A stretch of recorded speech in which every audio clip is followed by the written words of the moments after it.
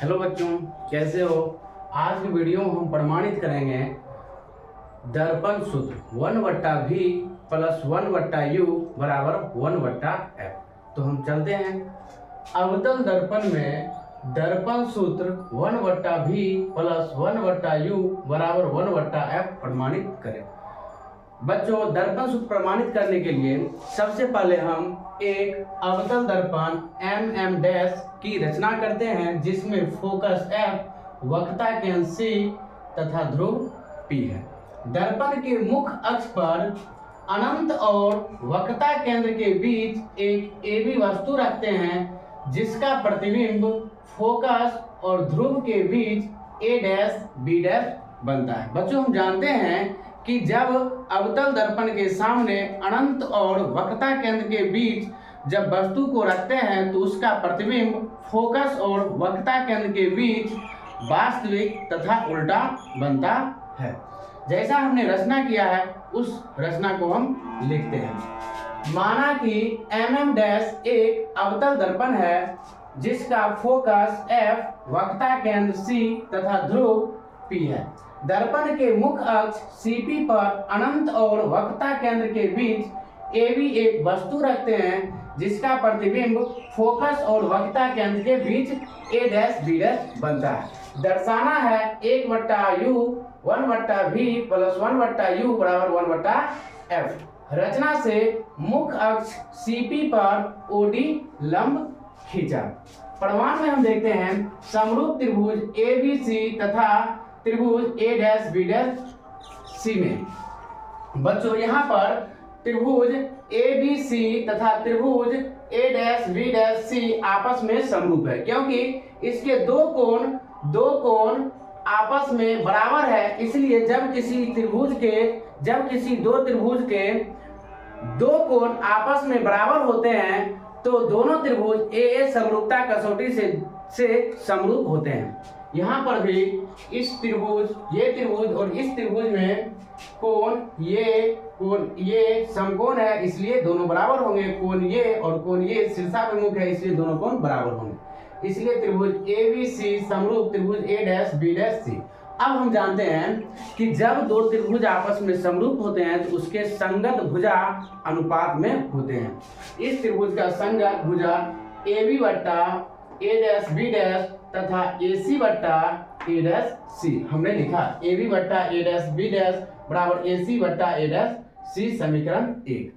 उसी प्रकार समरूप त्रिभुज ODF तथा त्रिभुज FA डैश B डैश में ODF, यहाँ ODF और A dash B dash F में दोनों त्रिभुज आपस में समरूप होगा। जो पिछला नियम था उसी नियम के अनुसार इसका भुजा भी संगत भुजा अनुपात में होगा, अर्थात OD बट्टा A dash B dash OD बट्टा A डैश B डैश तथा OF बट्टा A डैश F। OF यहाँ से यहाँ तक OF बट्टा A डैश F।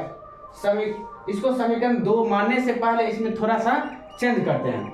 बच्चों, यहाँ पर हम देखते हैं कि AB जो वस्तु है, यह जो होता है यह समांतर रेखा BD और AP के बीच स्थित है।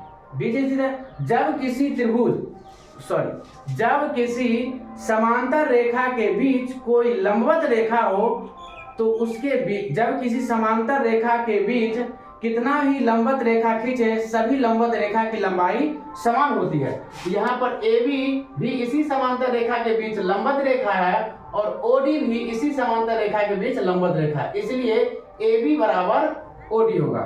इसलिए हम OD के स्थान पर हम AB लिख सकते हैं। इसलिए OD के स्थान पर हमने AB लिख दिया। बाकी इसको समीकरण 2 मान लेते हैं, क्योंकि AB बराबर OD है। अब समीकरण 1 तथा 2 से हम पाते हैं कि समीकरण का बायां भाग दोनों समीकरण का बायां भाग बराबर है, इसलिए समीकरण का दायां भाग आपस में बराबर होगा। तो दायां भाग AC बट्टा A डैश C बराबर होगा OF बट्टा A डैश F। हमने यहाँ लिख दिया। जब दर्पण का द्वारक बहुत बड़ा हो, जब दर्पण का द्वारक मतलब ये जो है मुंह खुला हुआ जो है, ये दर्पण का द्वारक जब बहुत बड़ा हो तो यह दर्पण लगभग में सीधा आएगा। तो ये जो है सीधा आने के कारण ये भी ओ बिंदु जो है वह पी बिंदु के पास चला आएगा, ओ बिंदु जो है पी बिंदु के पास चला आएगा, जिसके कारण ओ और पी दोनों एक ही बिंदु होगा, इसलिए ओ एफ बराबर होगा एफ पी के बराबर। तो हम यहाँ पर ओ एफ की जगह एफ पी लिख सकते हैं, इसलिए बाकी सब वही ए सी बट्टा ए डैश सी, ए सी बट्टा ए डैश सी, ओ एफ की जगह पर एफ पी और बाकी ए डैश एफ, क्योंकि ओ एफ बराबर एफ पी।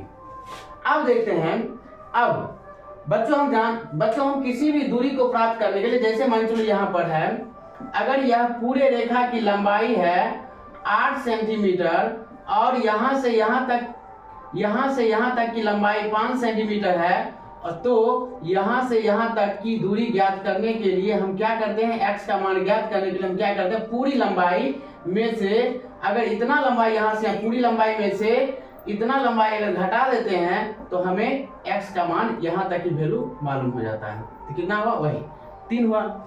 इसी प्रकार हम यहाँ पर करेंगे।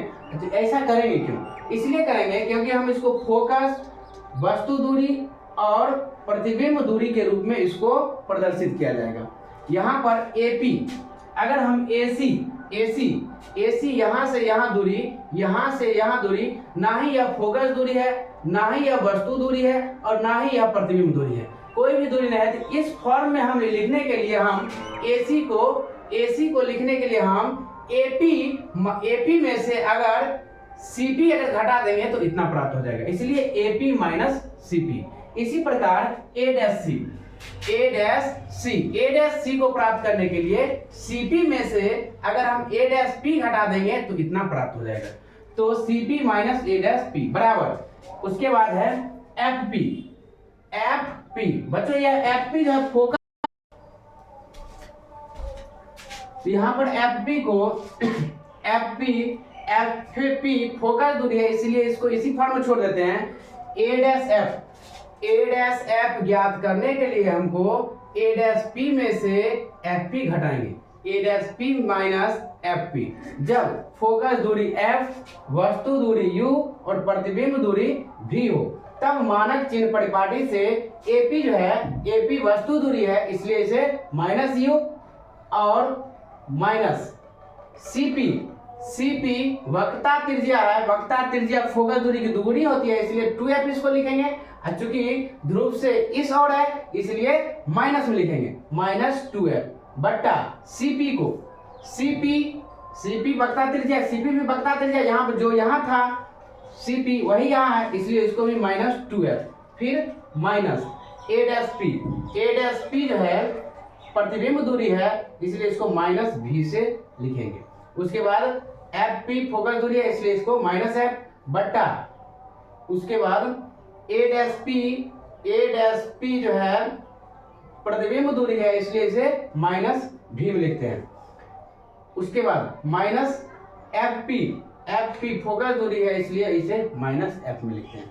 बच्चों मानक चिन्ह परिपाटी हम बता दिए थे कि मानक चिन्ह परिपाटी में x अक्ष इधर और इधर y अक्ष, यहाँ से इस साइड की मापी गई दूरी सभी माइनस में होता है और इस साइड की मापी गई दूरी सभी प्लस धनात्मक होता है। ऊपर की ओर मापी गई दूरी धनात्मक, नीचे की ओर मापी गई दूरी ऋणात्मक है।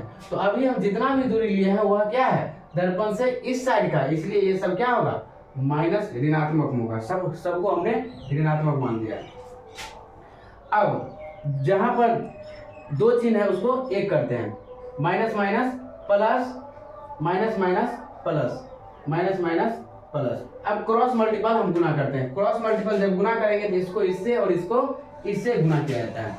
तो जब इसको गुना किया जाता है तो उसके बाद इसको पूरा से इसको पूरा से गुना करते हैं। जब गुना करने पर हमें क्या आता है, plus UV minus UF minus 2VF plus 2F square बराबर plus 2F square minus VF।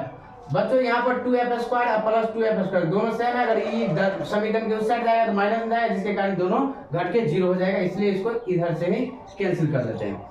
आगे जो बचा उसको यहाँ पर लिखते हैं। उसके बाद इसको हम इस साइड कर लेते हैं, इसको हम इस साइड कर लेंगे, माइनस UV को इस साइड करेंगे तो क्या चीज चलाएगा, एक मिनट, माइनस UV उसके माइनस 2VF हेलो तो फिर से हम यहाँ समझते हैं minus U F minus 2vf plus vf बराबर माइनस यू वी। अब हम यहाँ पर क्या करते हैं, अब हम यहाँ पर करते हैं minus 2vf plus vf, 2vf minus में प्लस एक vf यहाँ है, तो माइनस 2vf में से एक vf अगर घट जाएगा तो माइनस vf बचेगा। उसके बाद समीकरण के दोनों ओर माइनस uvf से भाग देने पर, तो समीकरण के दोनों ओर अगर हम माइनस uvf से भाग देंगे तब हमें u से माइनस कैंसिल, u से u कैंसिल, f से f कैंसिल, तो 1/v बचेगा। यहाँ पर v से v कैंसिल, f से f कैंसिल और माइनस माइनस प्लस 1/u बचा, बराबर में 1/u से u cancel, minus minus cancel, v से v कैंसिल, बचा 1/f। इस प्रकार 1/v प्लस 1/u बराबर 1/f दर्पण सूत्र प्रमाणित होता है।